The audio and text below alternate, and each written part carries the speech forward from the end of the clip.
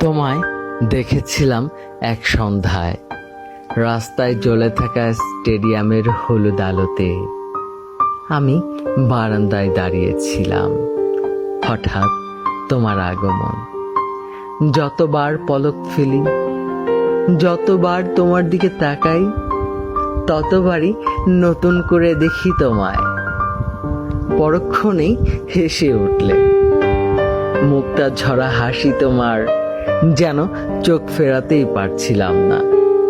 হঠাৎ দমকা হাওয়া, হালকা বাতাস, তোমার চুলগুলো উড়ছিল। অবাধ্য চুলগুলোকে বাধ্য করার তোমার বৃথাই চেষ্টা। আমি আর আমাতে নেই। মন যেন ছুঁয়ে দিলে, ভাষা যেন কেড়ে নিলে।